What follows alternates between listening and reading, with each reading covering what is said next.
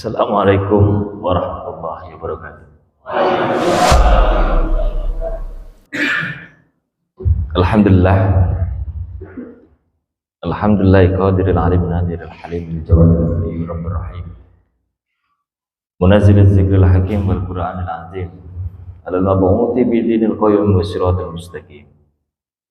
Salatu wassalamu ala khatimir risalah wal hadi minad dolalatil musarrafil mursal bi asyrafil kutubi al ajmi wa arabi Muhammadin nabiyil arabiyil amin sallallahu alaihi wasallam wa ala alihi hudatil muhtadin wa ashabil akhyaril muntakhabin sallama tasliman katsira wa hamdan katsiran katsira amma ba'd. Yang saya hormati pengurus ranting atau cabang Muhammadiyah, Pak Pengurus DKM Masjid At-Tanwir, Bapak-bapak, ibu-ibu, jamaah sholat subuh di masjid yang kita cintai ini. Ternyata sholat subuh di Berau ramai juga ya. Insyaallah. Oke, baik. Seperti yang tadi dijelaskan oleh pembawa acara, ini saya dapat bersilaturahmi di Kabupaten Berau. Untuk pertama kalinya saya menginjakan kaki di Kabupaten Berau, tanah bertuah ini. Tadinya saya hanya sampai Samarinda dan Balikpapan. Tapi Allah mengizinkan saya bisa berbagi cerita, berbagi hikmah, berbagi cerita tentang konsep pemberdayaan yang saya lakukan. Di ini sebetulnya TV Muhammadiyah adalah TV pertama yang mengekspos kegiatan saya di kolong jembatan Tebet, TV Muhammadiyah, termasuk UHAMKA, Universitas HAMKA. Itu adalah awal-awal pionir 4 mahasiswa yang menjadi relawan sekaligus meneliti tentang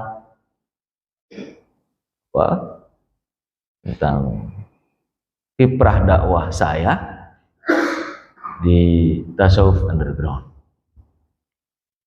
Ini bagusnya pakai cerita saja, sebab saya itu bukan penceramah yang ini ngomongnya enak didengerin. Saya susah, nggak bisa ngelawak. Ceramah kondangan dia harus bisa ngelawak, saya nggak bisa. Di awalnya begini,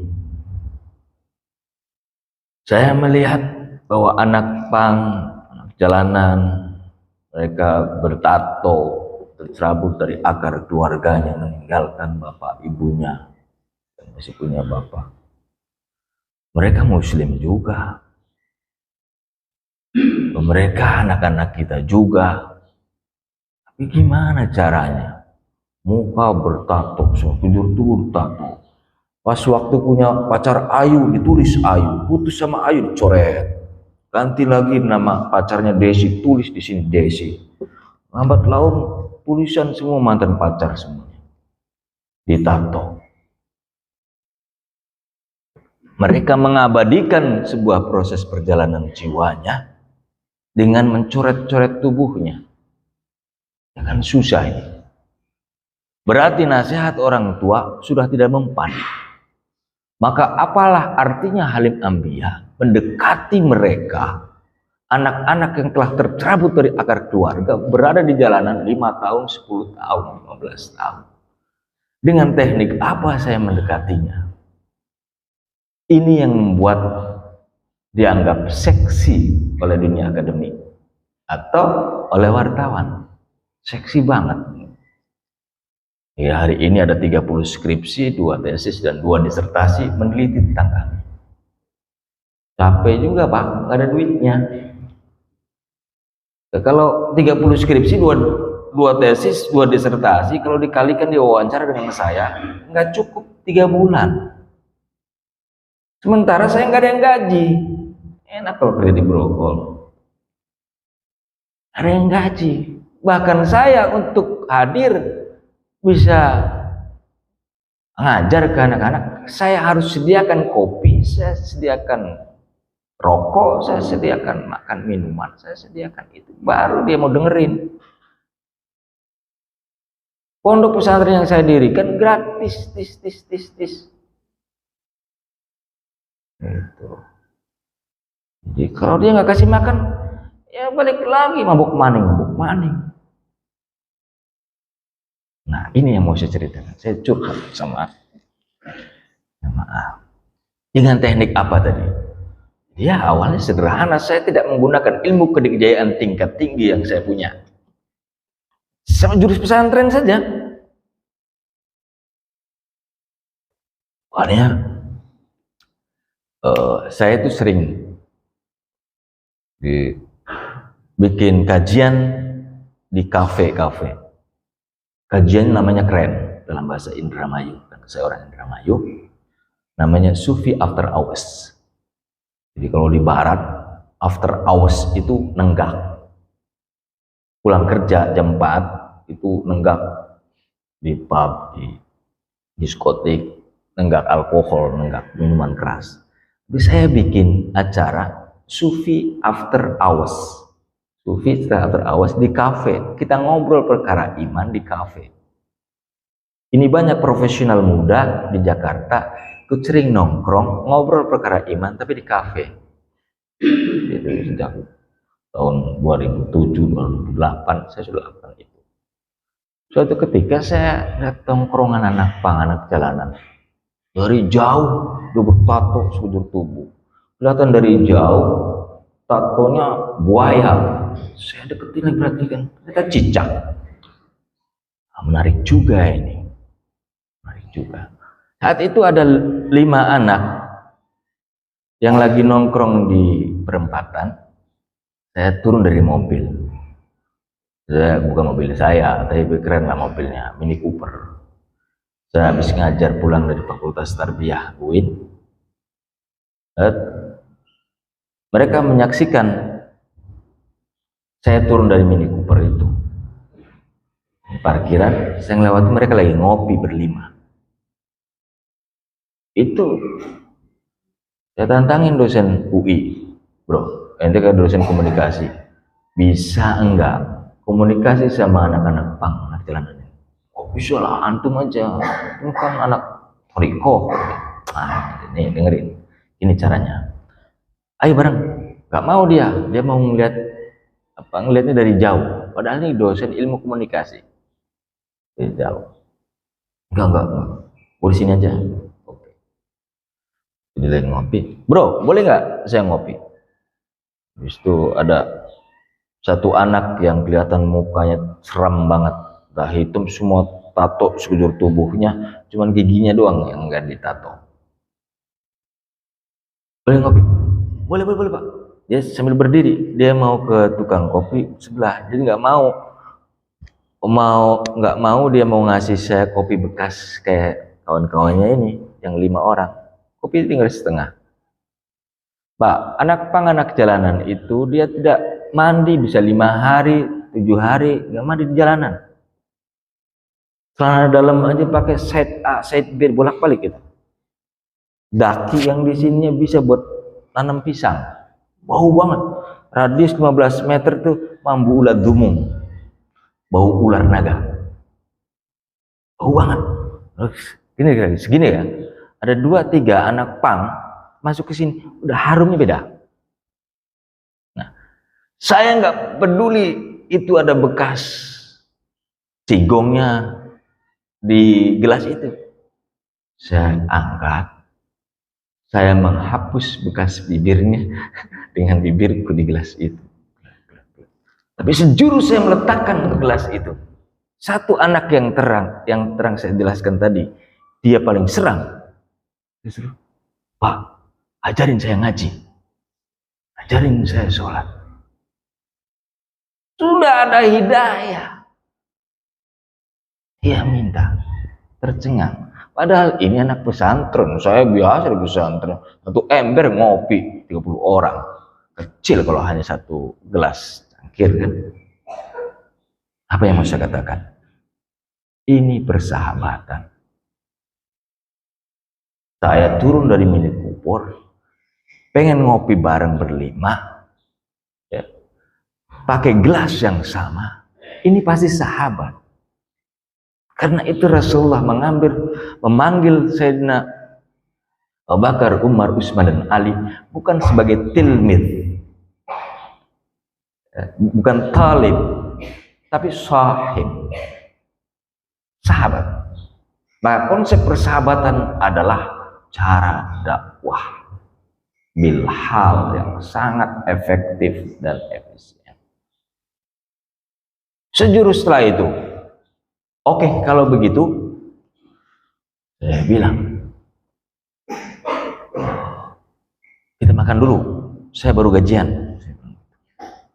Begitu, tadi ini kan berlima, begitu saya bilang, ayo, saya traktir makan dulu.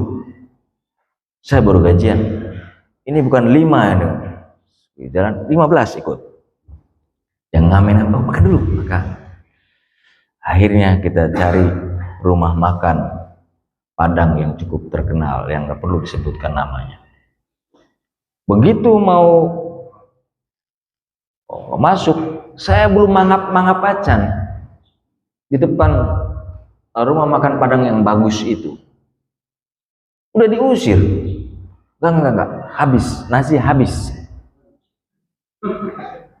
Padahal di belakang itu kelihatan itu mereka kan pakai rice cooker yang gede itu ya, mindahin dari belakang taruh di depan, ada isinya itu ada. Enggak pokoknya enggak usah, saya mau bayar, saya mau traktir. Oh enggak Pak, tempat lain aja Pak. Uang, meskipun kita punya uang, tapi seolah tidak punya hak membeli di situ. Saya tetap belum mau pulang. Habis itu saya bilang, benar, nggak boleh. Boleh Pak, asal bungkus. Nah, tujuan saya makan, biar makan di situ. Nggak bisa. Akhirnya kita cari warung lain. Dan itu juga ekstrim. Begitu kita masuk, ya ada penolakan. Modelnya sama. Akhirnya saya bilang ke anak-anak pang itu, ntar nih, kalau satu lagi ada warung yang nolak kita seret polisi yang di pos kita untuk cari makanan buat kita. Emang Bapak berani? Enggak, ente demonstrasi. Akhirnya kita temu bebek Madura. Wah, kita deket ini. Pak, ada nggak 15 porsi buat anak-anak? Ada Pak, banyak Pak. Akhirnya kita punya tempat. Wah, kita pasti habis makan bisa main musik, bisa ngopi. Usut punya usut, ini warung yang nggak laku. Menyedihkan. Jadi anak-anak pang, meskipun dia punya duit, masuk ke pecel ayam, Lamongan apa itu susah itu. Disuruh bungkus. Ya, akhirnya apa? Ngapain beli? Minta dikasih. Yang rusak mental kadang kita sendiri. Akhirnya singkat cerita, tibalah saatnya saya ngajarin sholat. Saya bilang oke, ditunggu ya jam 8 di rumah kita sholat bareng-bareng sholat isya. Oke Pak. Jam 8 datang ke rumah saya dengan casing yang sama. Masuk komplek, bisa ngelewatin satpam, alhamdulillah saat itu. Ini masih ohak, rambutnya kan dipakai lem itu ya, warna-warni gitu, pakai wearpack, segala macam. Sepatunya boot 16 hole.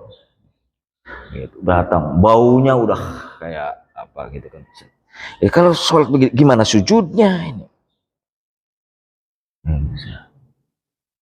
Ngaji apa? Sholat apa? Apa yang mau saya ajarkan? Ngajarin Bulughul Maram. Akhirnya saya minta bantuan keluarga di Ciputat. Saya telepon beberapa mahasiswa pasca sarjana UIN untuk menghadirkan 15 sarung, 15 handus, 15 handuk, 15 pakaian, dan seperangkat alat mandi. Sehingga baru setengah satuan kita udah mau siap-siap sholat isya. Antri Pak, 15 orang harus bersih dulu. Ini fikih. Dan ini bagian dari cara terapi yang diterapkan di Pondok Pesantren Suryalaya dalam merehabilitasi anak-anak korban narkoba psikotropika. Nah, saatnya mau gelar sajadah di ruang tengah rumah saya, cerita lagi ya. Ada yang, Pak, boleh nggak kalau kita itu sholatnya di luar saja Pak, langsung di atas tanah, biar sholatnya langsung tembus sampai ke langit Pak. Lo masih punya sisa ini. Sisa. Oke, bersih itu. Ayo kita sholat. Pak, nggak usah pakai sajadah ya, langsung rumput, biar berbisik pada bumi, terdengar hingga ke langit. Enak banget dengan gayanya. Jadi memang yang saya rangkul anak yang masih ada sisa-sisa itu, bukan yang lagi sadar. Ngomong aja delay. Dari mana? Dari tadi. Dari mana? Nama melebihi delay pesawat Balikpapan Brau. Delay. Jalan rata, sandung. Nah, namanya sisa-sisa psikotropika. Apalagi kena jenis sinte. Ini bahaya banget. Bahaya banget. Bukan hanya lem sekarang, tapi pembalut wanita yang dia pakai buat mabuk. Pembalut wanita yang baru, bukan bekas. Maaf ibu-ibu. Direbus. Lalu masih hangat-hangat. Diminum, mabuknya mundur itu Pak. Bahaya banget. Bukan karena dia hebat tahu tentang zat kimia di dalamnya, tapi ini gara-gara anasir asing yang dia dapatkan dari criminal mind di Amerika atau di Eropa. Dahsyat itu. Lalu begitu mau sholat, saya tanya, ini siapa dari 15 itu yang bisa bacaan sholat? Ternyata 2 orang anak pang itu, termasuk yang tadi yang pengen sholat di itu tuh, terdengar hingga ke langit, bisa tahu bacaan dari doa iftitah sampai salam. 2 orang. Oke. Yang lain bagaimana? Ya saya perjuangkan supaya bisa minimal Al-Fatihah. Ada yang sampai saya nggak bisa Al-Fatihah, akhirnya udah istighfar aja loh. Tapi begitu sholat, semenjak takbiratul ihram, saya merasakan sesuatu yang sangat dahsyat. Remeh-meh, tangisan yang luar biasa. Kayak orang baru masuk Islam. Sampai salam. Di lautan tangis yang luar biasa. Kita sholat khusyuk, kalau dikejar-kejar debt kolektor aja. Ini mereka punya segudang penderitaan yang mereka adukan pada Tuhannya sebagai munajatnya dalam sholatnya. Buka aja serem, hati ternyata melo, Hello Kitty. Hati mereka tuh serem doang, banyak tato. Ternyata begitu sholat remeh-meh, hatinya Hello Kitty. dari situ ada yang buat tercengang lagi saya, yang tidak bisa dijawab dengan ilmu fikih. Sudah salam, saya masih wirid bareng-bareng, tepuk pundak saya, Pak, kenapa enggak jawab salam? Kan menjawab salam wajib. Saya bilang, ini ngeledek, saya bilang gitu. Kan nanya. Jadi dia berani bertanya ya karena masih pengaruh obat. Terus satu lagi, Pak, tadi waktu kita sholat bareng-bareng ini, ada orang banyak banget ikut sholat di belakang kita. Hebat ente, saya bilang gitu. Ini juga bisa ada sisa ini. Punya sisa-sisa obat-obatan yang mereka tenggak gitu.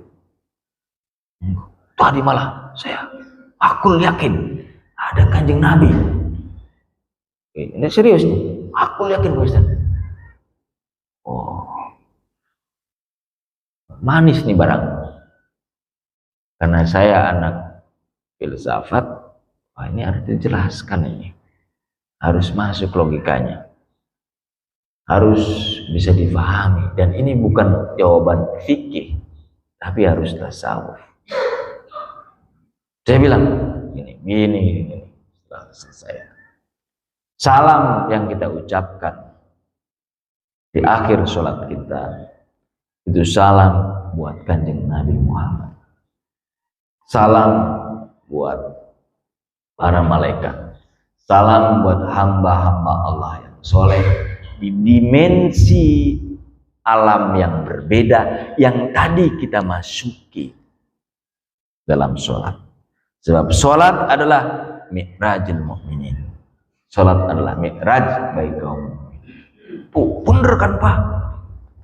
Ya. Tadi Kanjeng Nabi. Nanti dulu. Rakyat jelata ketemu rakyat jelata. Menteri ketemu menteri. G20 aja beda itu. Menteri luar negeri ya ketemu menteri luar negeri. Dimensi alam itu luas. Saya bilang. Tapi aku yakin Pak. Malah kakek saya ada. Saya mau ngeledekin jadi susah. Saya harus jelaskan. Saya bilang. Itu kan tadi saya bilang bahwa itu salam buat Kanjeng Nabi. Salam buat hamba-hamba Allah yang soleh. Salam buat malaikat. Di dimensi alam yang baru kita masuki dalam sholat kita. Itu sebetulnya karena kita menghadirkan mereka dalam sholat kita. Karena apa yang kita baca dalam tahiyat.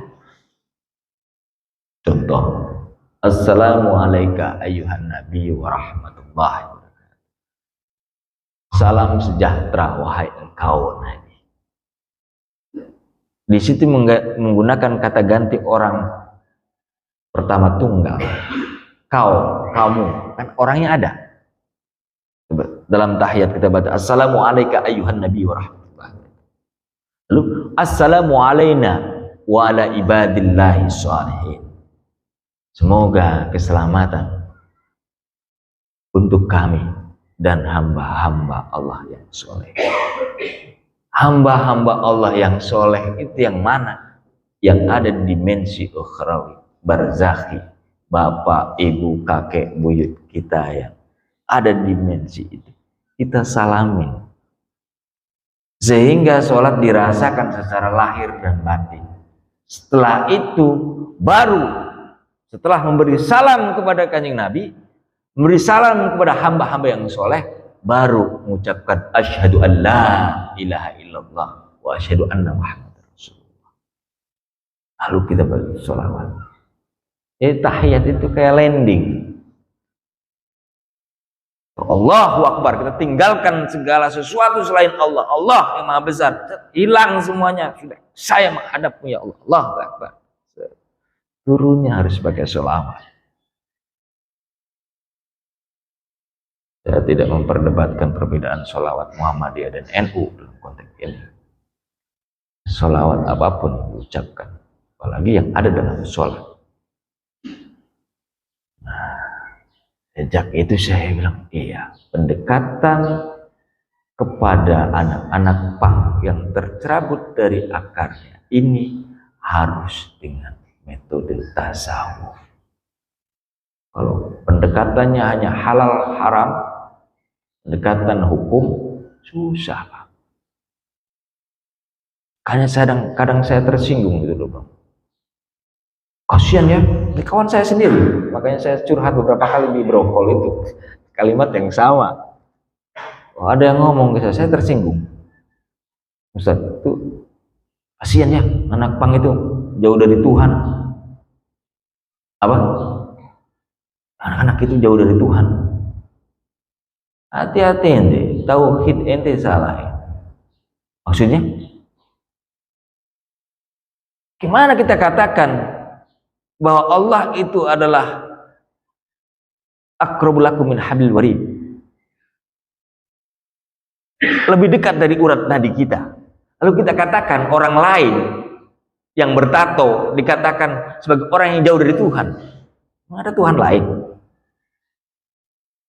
Tidak. Kalau dikatakan mereka jauh dari norma agama, yes, betul. Tapi kalau jauh dari Tuhan, tidak. Karena roh itu seperti cahaya dan sumber cahaya. Maka dia dekat, dia abadi. Dia tidak mati. Dengan matinya kita berkalang tanah. Dikubur, ruh tidak mati. Kalau ruh mati, tidak ada surga neraka. Ruh bertanggung jawab atas apa yang kita lakukan di dunia. Nah, lalu dikatakan anak pang dan jalanan jauh dari Tuhan. Nanti dulu, saya punya cerita. Saya tinggal di Ciputat, mau ke Jakarta, ke Menteng, berdoa, ya Allah, lancarkan perjalanan saya, lancarkan Jakarta. Anak bang, anak jalanan, berdoanya beda. Ya Allah, macetkan Jakarta, biar bisa ngamen. Faktanya nggak hari di Jakarta macet semuanya, doa mereka itu. Kok dibilang jauh dari Tuhan, tidak. Getar hati yang luar biasa, yang susah diterima oleh akal, karena hidayah datang Allah yang atur. Nabi pun tidak berperan dalam hidayah. Nabi pun tidak berperan. Nah, selama ini masjid tidak membuka peluang bagi mereka. Nah, ini muslim juga harus diakui ini. Saya bikin pengajian di kolong jembatan di bawah, yang remang-remang itu, karena susah minta izin DKM beri space koridor untuk ngajarin Iqra anak-anak, susah Pak izinnya. Ini kayak warung Padang tadi modelnya. Karena apa? Karena anak penganak jalan mendekati masjid dicurigai nyuri sendal. Fitnah ini. Karena kita kan amplifier, bukan sendal. Jadi salah itu. Lalu apa? Sekedar menggunakan toilet masjid saja susah mereka. Karena kadang orang masjid terlalu angkuh. Seolah-olah hidayah datang hanya dari atas karpet saja. Tidak Pak, kesucian masjid semua bangunannya termasuk toilet. Maka toilet adalah masih merupakan teritorial kesucian dari masjid. Kalau kita tanya seniman, tempat yang paling kontemplatif untuk merenung dan cari ide, toilet. Jadi punya nilai spiritual tinggi kan toilet masjid daripada toilet rumah. Kalau kita baca doa sebelum masuk toilet, keluar toilet baca doa, maka ngeden kita di dalam toilet ibadah. Ibadah ada dua, ibadah mahdoh, ibadah ghairu mahdoh.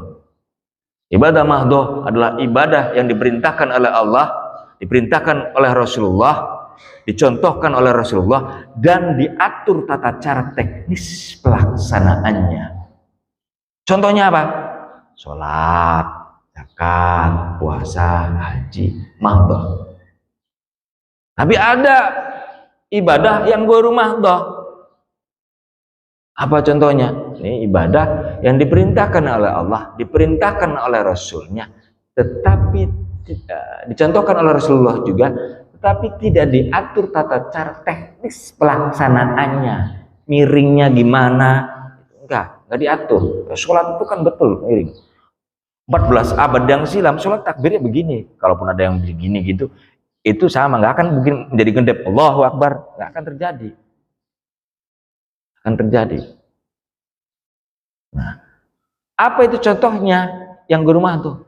Kayak orang bekerja, kan nggak diatur tata caranya. Yang penting dia meniatkan untuk beribadah, mencari nafkah buat anak istrinya, pekerjaannya halal, maka sejak awal keluar rumah sampai balik lagi, ya jihad itu. Ibadah.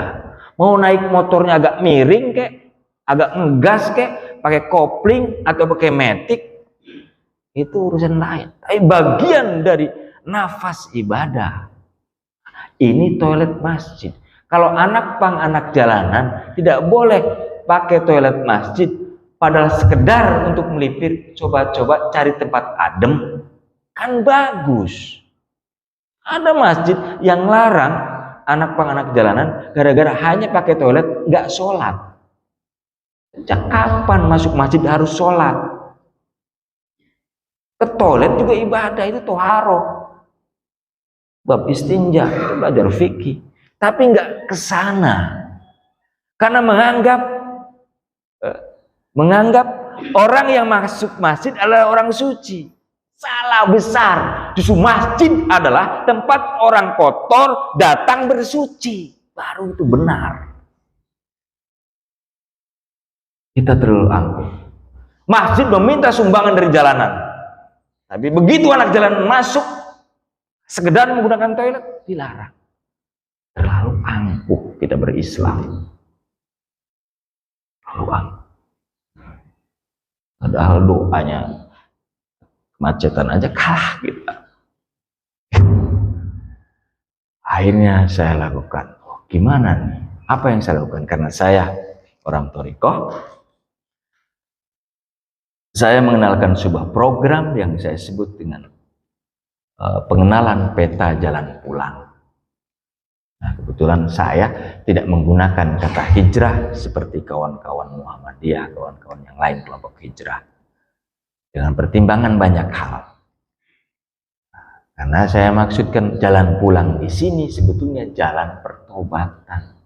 Karena tobat, inabah itu maknanya kembali. Saya ajak mereka balik pulang. Tapi bukan berarti saya ketemu orang jalan, ayo tobat, ayo tobat. Enggak. Kita mesti pulang.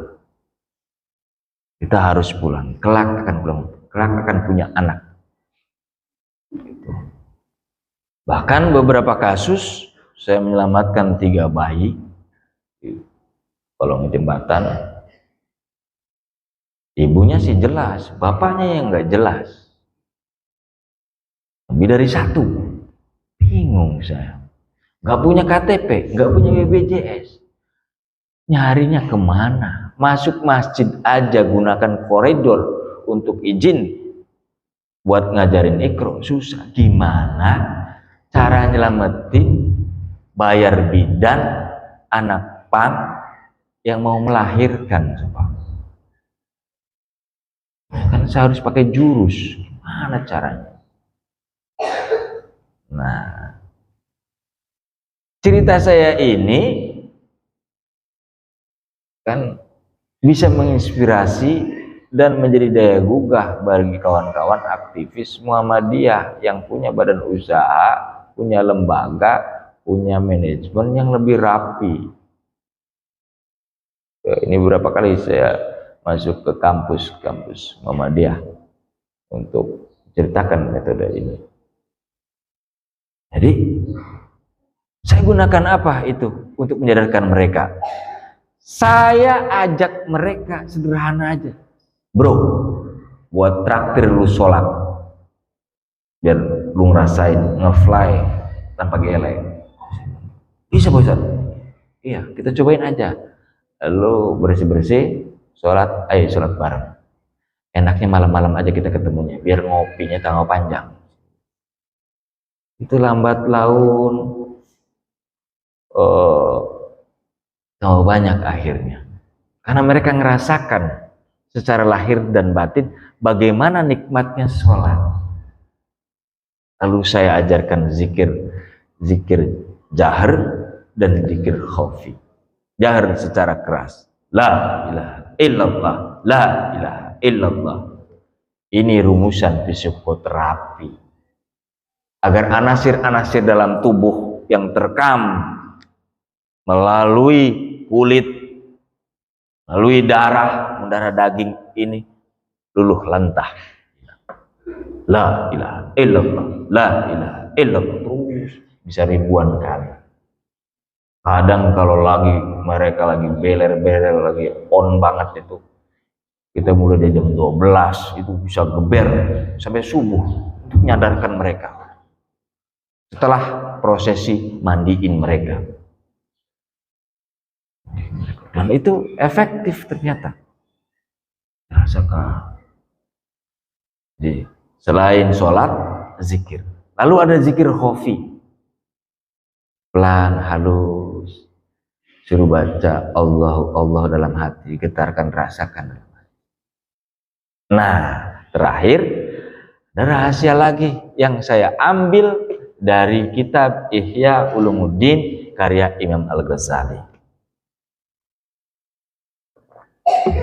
yakni mengajarkan 6 metode sholat khusyuk. Jadi anak pang, anak jalanan pertama kali gabung dengan saya, maka saya ngajarkan bacaan sholat dari mulai takbir sampai salam, dan dia wajib menghafal maknanya. Ini poin. Oke. Saya ini biar ada oleh-oleh. Ada 6 metode sholat khusyuk yang memang saya praktekkan, dan buktinya ya dahsyat Pak. Sekarang 3 orang anak pang pakai modal paket A, paket B, paket C kuliah. Sudah 3 orang dan 2 orang lagi mau dikirim ke Australia Februari dari anak pang, anak jalanan. Kita punya kafe, punya laundry kiloan, punya sablon buat usaha mereka. Terakhir nih baru sebulan kita bikin car wash, cucian mobil pakai hidrolik, anak pang semua. Jadi tidak hanya diajarin ngaji, jalan pulang kepada Allah, kita siapkan perbekalan rohani mereka dengan sholat dan zikir, baca kitab. Viral kemarin, baca kitab pakai musik Pak, kitab Aqidatul Awam. Bahkan sekarang masuk menghafal nazam kitab Alfiyah, kitab terberat di pesantren. Mengagetkan. Loh kok bisa Pak? Anak pang bisa dididik? Bisa. Nah, anak pang, anak jalanan ini musisi, biasa ngapalin lirik. Kecil banget ngapalin lirik, pelan-pelan pakai musik. Saya ngeliat potensi itu. Nazom, 1000 nazom lebih. Sekarang karena menggunakan metode Amsilati, maka 180 nazom. Bisa akhirnya baca kitab kuning. Jadi tolong bisa di subscribe YouTube, Facebook, Instagram Tasawuf Underground. Silakan bisa dilihat model pemberdayaan yang saya kenalkan. Nah, salah satu metodenya untuk menundukkan jiwanya, kuncinya selain sholat dan zikir, ya, selain zikir maksudnya, ya sholat khusyuk. Maka semua anak-anak pang di awal ketemu sama saya, di minggu pertama dia harus ngapalin bacaan sholat dari takbir sampai salam berikut maknanya.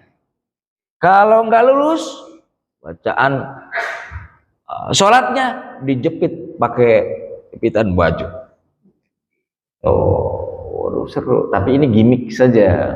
Ini artinya Udah deal dulu sama saya. Kalau enggak kan berantem kita. Jadi dia tahu gitu dan dia bangga sekali. Lalu dengan artinya tidak bisa tidak. Ini mengapa? Nah, ini karena ada metode yang menghajatkan itu. Imam Ghazali dalam kitab Ihya Ulumuddin mengenalkan 6 metode salat khusyuk. Pertama, apa yang dinamakan hudurul qalb, kehadiran kalbu kita saat sholat kita ini lagi menghadap Allah, maka rasakan kehadirannya.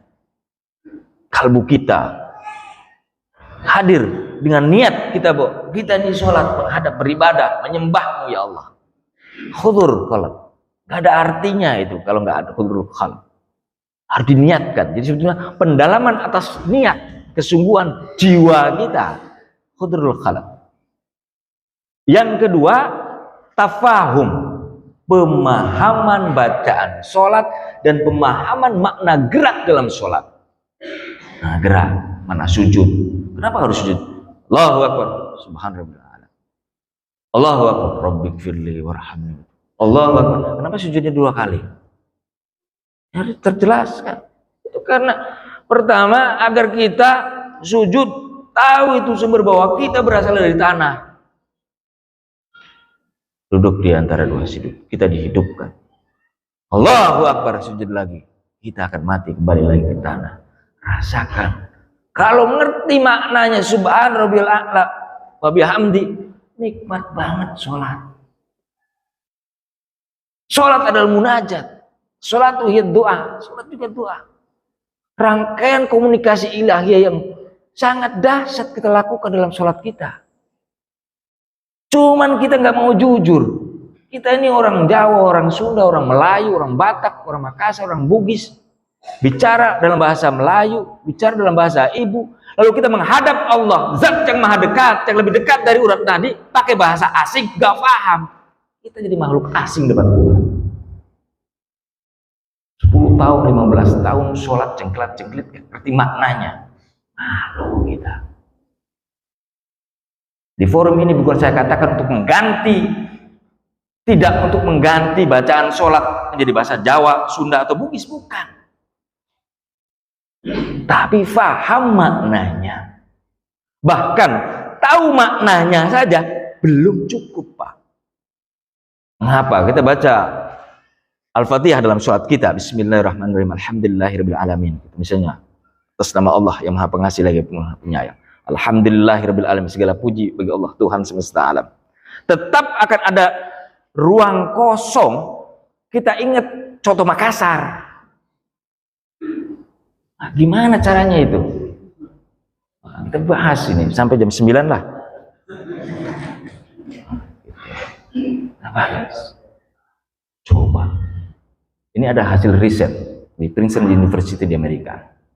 Setiap kita ngomong 1 menit, Bu, mau 1 menit, ibu kan itu kalau 1 menit dihitung 300-an kata, entah itu bahasa Jawa, Sunda atau Indonesia. Ya kurang lebih lah, jangan persis banget. 300-nya 301 atau 302 enggak, pokoknya 300-an. Kalau kita mengucapkan secara lisan, tapi kalau kita ngomong dalam hati itu 10 kali lipat. 10 kali lipat. Itu bisa berapa? 1 menit. Bisa 3.000, 4.000 kata. Speednya itu, kecepatan kita ngomong dalam hati itu beda, Pak. Beda. Maka tadi kita baca Alhamdulillahirabbil alamin, segala puji bagi Allah Tuhan semesta alam. Alhamdulillahirabbil alamin dalam hati. Kita membarengi dengan terjemah itu, akan ada ruang kosong. Lalu bagaimana menutupnya? Penghayatan atas makna itu, sehingga sholatmu hidup menjadi komunikasi yang 2 arah, komunikasi ruhani yang sangat pribadi, yang sangat personal antara diri kita sebagai hamba depan Allah. Baru nikmat. Orang Arab tiap hari ngomong bahasa Arab, komunikasi bahasa Arab, ngelindur aja bahasa Arab, lalu sholat pakai bahasa Arab, ya bagus, mereka paham semuanya. Nah, kita pakai apa? Kalau tidak menggetarkan dengan bahasa ibu kita. Nikmati perjamuan itu, Pak. Padahal hanya butuh waktu 1 minggu, paling bodoh-bodohnya kita ngapalin dari takbir sampai salam bacaan sholat. Karena tafahum menjadi persyaratan. Yang ketiga itu at-ta'zim, kata Imam Al-Ghazali. Ta'zim itu pengagungan kepada Allah. Kita mengagungkan Allah. Lihat, sholat kita selalu mengagungkan Allah. Takbir Allah. Itu bahkan sholat itu memang mengapa tidak boleh mabuk? Cukup kita sadar. Karena sholat itu harus kesadaran rohani yang ditumbuhkan. Nggak bisa kita ngefly. Bahkan dari gerak satu ke gerak yang lain dengan ditandai dengan Allahu Akbar, kita sadar lagi, terjaga lagi. Yang jelas ada kesadaran rohani kita bahwa kita lagi mengagungkan Allah saat sholat kita. Yang ketiga, kata Imam Al-Ghazali adalah al-haibah atau al-khauf. Rasa takut kepada Allah. Rasa takut kita karena kita bergelimpang salah dan dosa setiap saat. Harus tumbuhkan itu saat kita menghadap Allah. Jadi rasa takut ini bukan rasa takut seseorang kepada kalajengking atau ular, tapi rasa takut yang lahir dari pengagungan kepadanya. Seperti rasa takut kita kepada bupati, kepada presiden saat bertemu itu benar takut karena menghormati. Gimana sholat itu kita jadikan hal yang sangat personal dalam diri kita. Nikmatnya Masya Allah, asyik masyuk bersamanya. Di keempat, kelima adalah ar-roja, berarti rasa harapan kita. Yang tadi saya contohkan itu orang yang sholatnya khusyuk, kalau dikejar-kejar debt collector, berarti dia menggunakan rumus roja. Karena sudah gak ada harapan nyari pinjaman kepada kanan kiri bapak, ibu, kawan-kawan, gak bisa berharap, hingga akhirnya dia sholat tahajud termehek-mehek dalam sholatnya. Nah, getarnya persis seperti itu modelnya. Tapi masalahnya, pertanyaannya, apa kita mau khusyuk kalau dikejar-kejar kolektor? Itu masalah. Kejar kolektor dulu, menderita dulu, baru kita khusyuk. Gak bisa. Terakhir, al-haya. Al-haya itu rasa malu kita. Rasa malu kita kepada Allah. Rasa malu. Ini bukan berarti, Pak, kalau nanti Bapak bilang, saya nggak pernah khusyuk, nanti gimana sholatnya? Saya dengan 6 teknik metode yang dibilang Ustaz Alim itu nggak bisa semua. Jangan khawatir, Allah tetap menerima uang palsu. Karena khusyuk atau tidak khusyuk, sholat wajib. Terasa atau tidak sensasinya, efeknya, urusan lain. Efek, kedamaian itu efek. Damai batin, tenang, itu efek dari sholat. Bukan efek yang kita kejar. Allah yang kita kejar, itu efek saja. Maka ada orang beribadah puluhan tahun, gak ada ada orang yang tidak merasakan efeknya. Seperti penyakit. Misalnya, salah kadang kita mendeteksi penyakit. Oh, saya sakit demam. Bro, demam itu bukan penyakit. Demam itu efek dari suatu penyakit. Efek bisa karena infeksi. Demam. Kita nyembuhnya demam yang udah apa?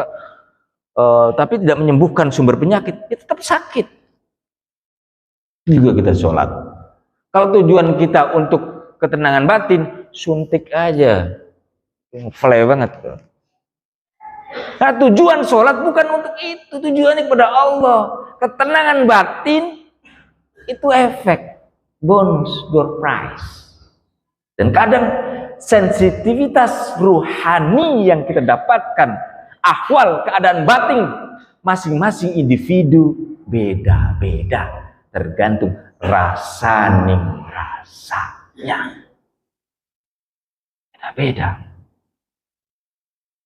Saya ngomong begini bukan berarti lebih hebat. Saya yakin Bapak Ibu pernah dapat rasa itu. Karena kadang istiqomah juga menjadi kunci pintu masuknya. Orang istiqomah, orang yang taat, gak peduli faham atau tidak faham. Karena ketundukan batinnya yang selalu istiqomah, mantap nih orang. Mantap. Karena itu Syekh Abdul Qadir Al-Jailani menyebut al-istiqomatu khairum min alfil karamah. Istiqomah itu lebih baik dari 1000 karamah.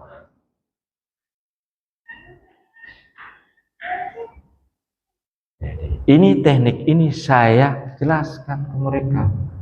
Faham Pak, asyik banget. Akhirnya ngajar. Sekarang sudah ada 180-an anak yang pernah mengaji dengan saya.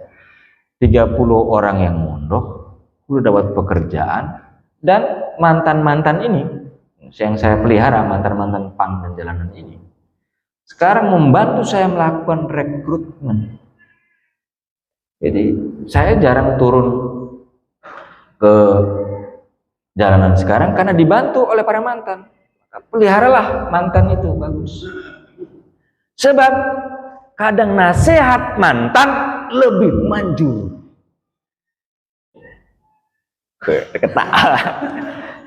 Saya kan ada yang tinggal di pondok 30 orang, ini mantan pangdilanan.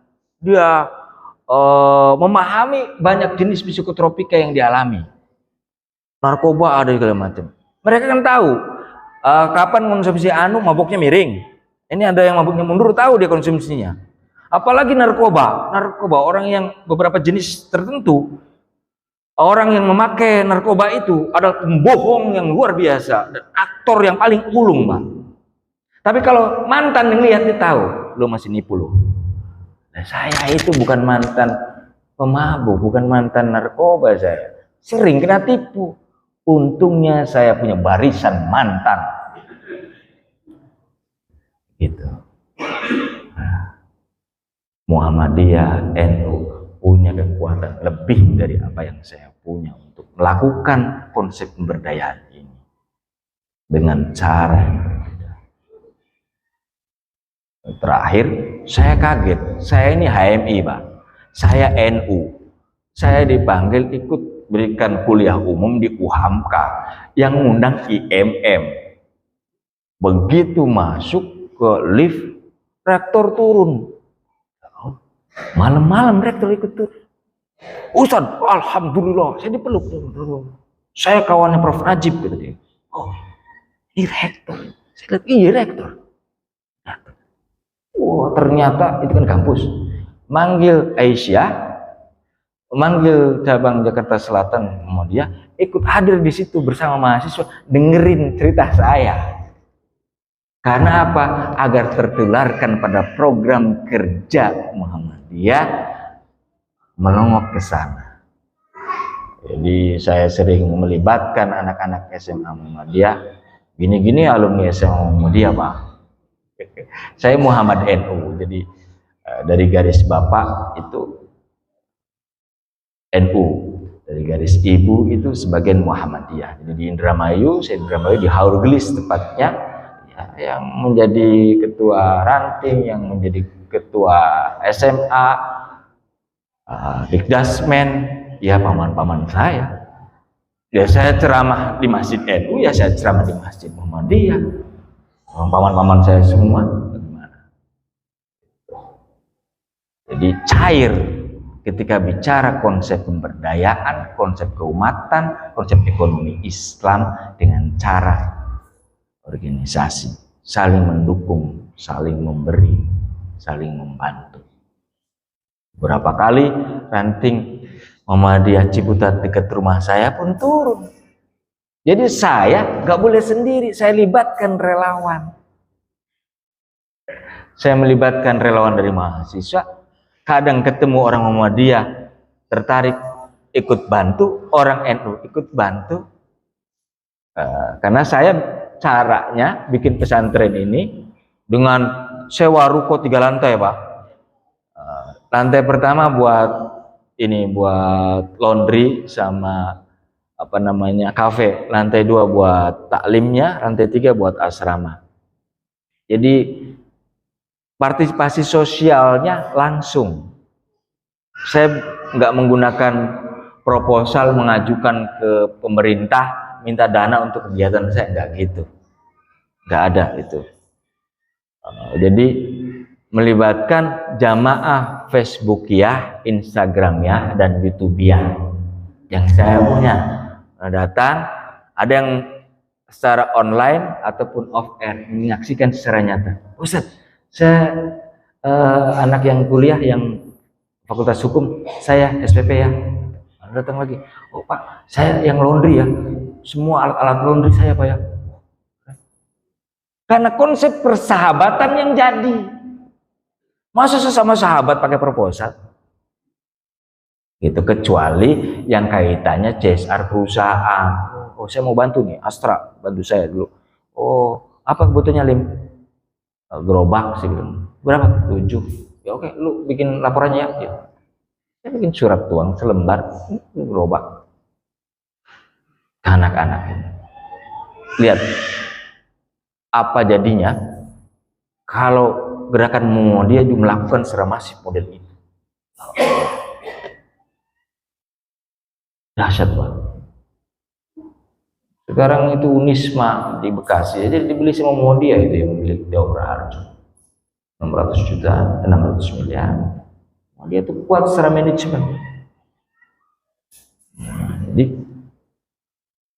ini semoga bisa menginspirasi sesuai dengan kadar kemampuan organisatoris.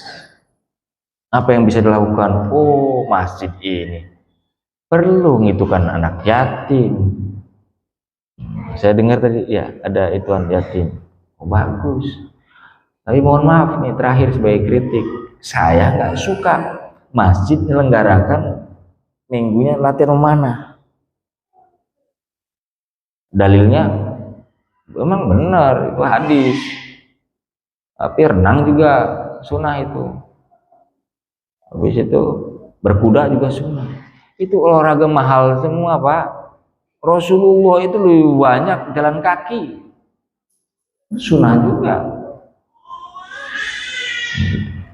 Kalau masjid punya lahan, punya budget, kas gede, kegiatan anak-anaknya mau mana? Hari gini manain apa? 14 abad yang silam, ente nggak bisa mana, mati karena dulu berburu. Lebih cerdas memahami teks dan tekstual. Konsep dakwah pun itu. Coba kita ngomongin di anak SMA. Misalnya anak SMA yang lagi pada pacaran, itu pakai ayat wala taqrabuz zina innahu kana fahisatan saja. Kabur, nggak ada yang mau dengerin. Kalau datang pas kebetulan lagi ngobrol, dia konsultasi, kita ngomong epidemiologi AIDS, bahaya tentang zina, baru masuk tuh barang faham. Maka dakwah mesti tidak harus menggunakan metodologi yang tepat. Gampang banget semua ya. Di sini punya ituan akun Facebook, kelihatan kok Pak. Kesukaannya, hobinya, aduh sana.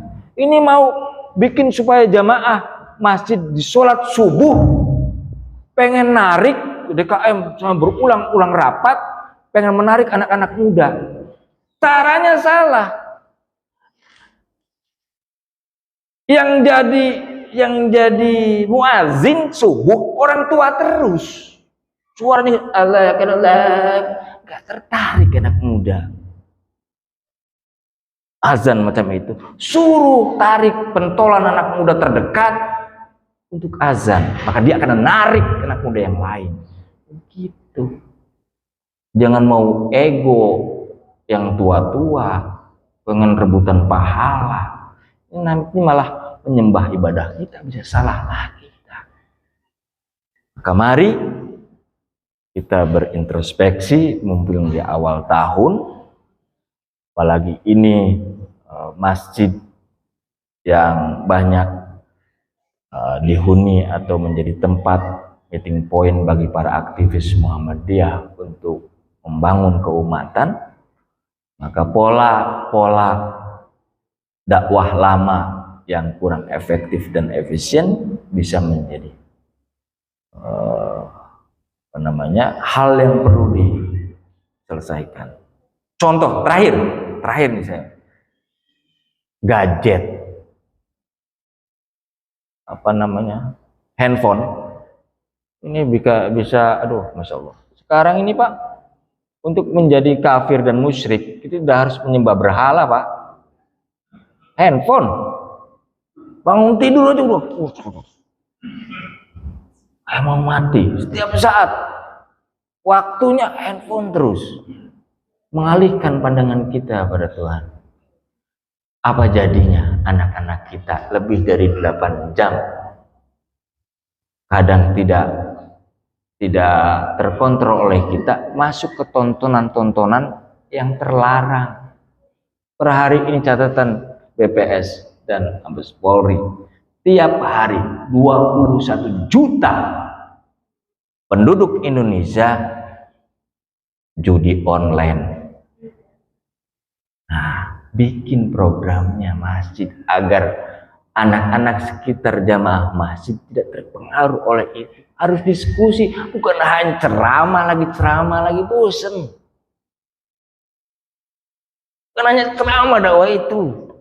Saya itu nggak pernah nasihatin anak pang, Pak, enggak. Sebelum dia curhat. Karena bapak ibunya aja nasihatnya nggak diterima, dia kabur. Apalah artinya alim ambiya? Bukan nasihat, sebagai sahabat. Apalagi sama mantan itu bagus itu. Nasihat mantan itu efektif banget. Gitu. Semoga ada manfaatnya. Mohon maaf lahir dan batin kalau ada banyak kesalahan dari saya. Terima kasih atas penyambutannya. Billahi taufiq wal hidayah. Assalamualaikum warahmatullahi wabarakatuh.